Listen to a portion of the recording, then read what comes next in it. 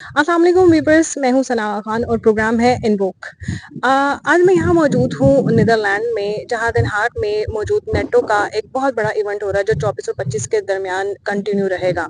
यहाँ पर मुख्तलिफ कंट्रीज के वजीर आजम आ रहे हैं और वो किस लिए इकट्ठे हो रहे हैं, नेटो क्या काम करता है, क्या मामला है यहाँ पर, वो सब जानने के लिए हमारे साथ एक्सपर्ट मौजूद हैं जो कि जर्नलिस्ट भी हैं। डॉक्टर मोहम्मद कामरान साहब हमारे साथ मौजूद हैं। इनसे हम पूछते हैं कि जी, नेटो बेसिकली इसका पर्पस क्या है और ये क्यों बनाया गया? जी, thank you very much Sana. NATO basically जैसे कि इसके नाम से ज़ाहिर है कि ये नॉर्थ अटलांटिक ट्रीटी ऑर्गेनाइजेशन है, जो कि 32 मुल्कों की एक ऑर्गेनाइजेशन है, जिसका मकसद ये है कि एक कलेक्टिव डिफेंस सिस्टम कायम करना, कि अगर इन 32 मुल्कों में से किसी एक मुल्क के ऊपर कोई अटैक होता है, कोई हमलावर होता है, तो वो उसको मिलके उसको डिफेंड करेंगे और सब पे लाजिम होगा कि वो कलेक्टिव डिफेंस करेंगे। ये इसका बेसिक मकसद था। और शुरू में ये इसके मेंबर्स कम थे, 10 या 12 मेंबर से शुरू हुआ था और अभी इसके 32 मेंबर्स हो चुके हैं। अच्छा, बहुत सारे इदारे काम कर रहे हैं, अक़वाम मुत्तहिदा है, बहुत सारी ऐसी जगह हैं जहाँ पर इंसाफ के प्लेटफॉर्म्स हैं। नेटो की जरूरत क्यों पेश आई? मतलब क्यों इन्होंने सोचा कि हम एक ऐसा इदारा बनाते हैं जिसमें हम फोर्सेस को इनहांस करने की बात करते हैं? देखिए, जो आपने बात की यूएन या जो दूसरे इदारे हैं, उनके पर्पज़ हो रहे हैं। यूएन तो एक प्लेटफ़ॉर्म है, जो सेकंड वर्ल्ड वॉर के बाद कायम किया गया था, जिसका मकसद ये था कि आइंदा के लिए कोई और तीसरी वार ना हो। लेकिन अनफॉर्चुनेटली हम एक नई वार के दायरे पे खड़े हुए हैं। लेकिन नेटो का जो मकसद था बेसिकली, उस वक़्त जो है वो ये सोवियत यूनियन या रशिया जो है, वो उसके खिलाफ एक माज बनाया गया था। उसका मकसद वो था। लेकिन वो ग्रेजुअली जो है वो टाइम के साथ साथ वो उसने एक्सपेंड करना शुरू किया। और आप देखें कि उन्होंने बहुत सारी जंगें जो लड़ी हैं, बेसिकली अमेरिका की बहुत सारी जंगें थी। तो नेटो बेसिकली आप कह सकते हैं कि एक कवर है। ये बेसिकली अमेरिका का एक इंस्ट्रूमेंट कह लें, जिसको वो जहाँ अपनी मर्जी से इस्तेमाल करते हैं। आप माजी की जंगें देख लें, वो कुछ अमेरिका ने इनिशिएट की, लेकिन बाद में नेटो भी उसके अंदर शामिल हो गया। लेकिन जो इसका मकसद ओवरऑल डोमिनेट करना है दुनिया को।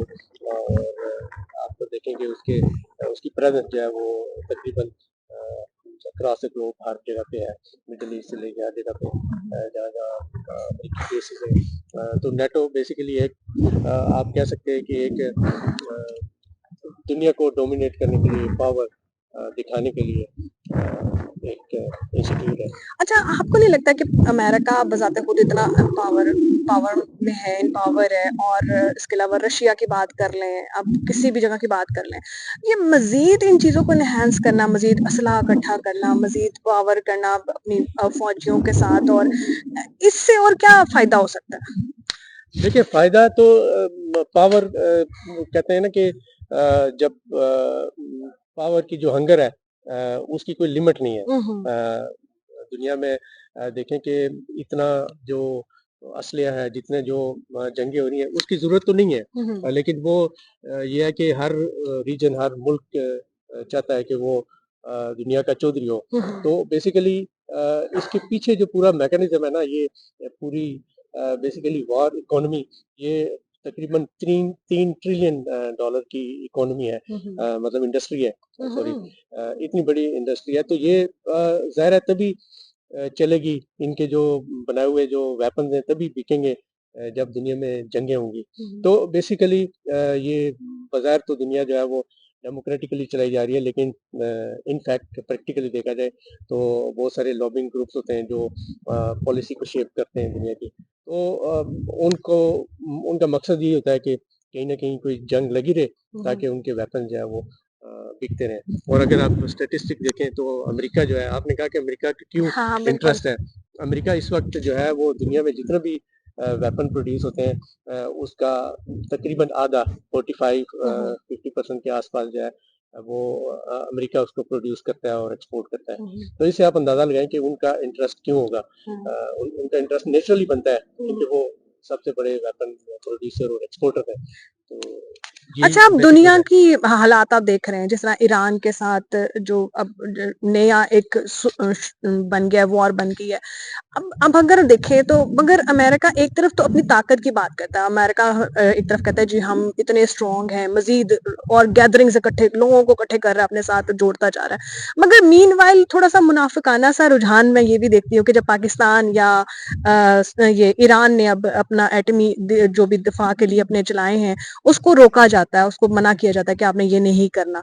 तो अगर आपने असला दे के भी उसके ऊपर पूरा रखना है अपना कि भाई उसके ऊपर रखना है कि जी हम इजाजत देंगे तो आपने चलाना है, तो फिर ये थोड़ा सा गलत नहीं होता, थोड़ा सा अजीब सी चीज है। नहीं देखें, जो दुनिया की जो निज़ाम चल रहा है, उसकी ना तो कोई मोरल वैल्यूज है। ये वैसे ही है जैसे माइट इज राइट वाला सीन है।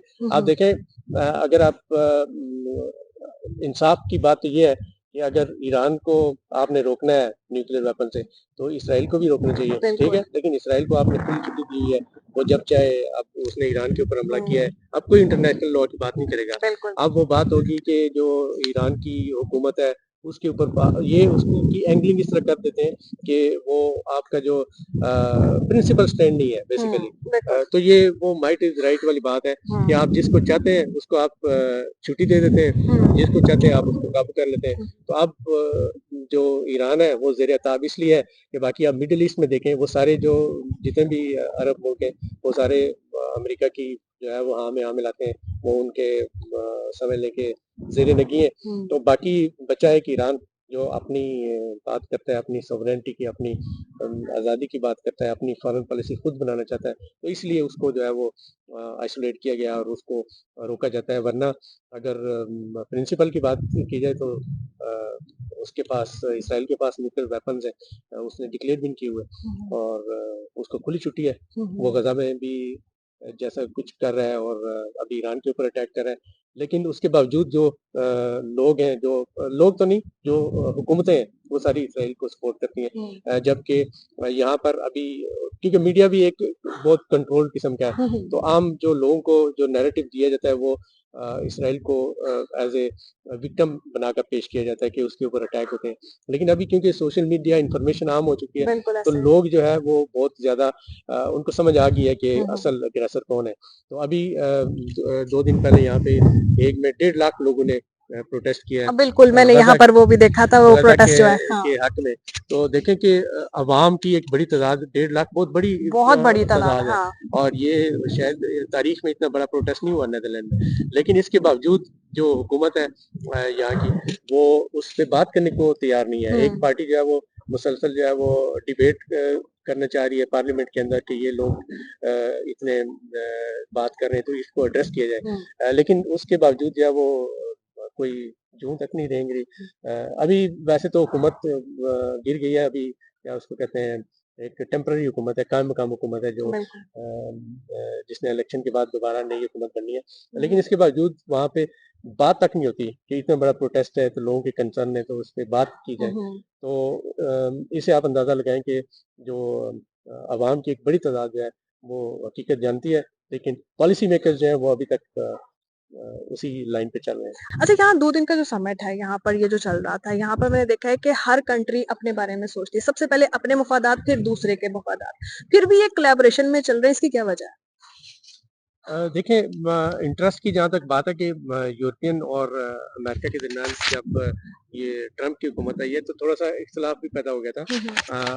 क्योंकि वो डायरेक्टली जो है वो वार को से निकलना चाह रहा है अमेरिका, और वो इवन के यूक्रेन और जो यूरोपियन हैं उनको भी ऑन बोर्ड लिए बगैर ही वो चाह रहे थे कि हम इसको वार को ख़त्म कर लें, क्योंकि जो इसका बड़ा हिस्सा है वो अमेरिका पे कर रहा है। 100 कोई 75 बिलियन डॉलर जो है वो अब तक वो एड दे चुका है यूक्रेन को।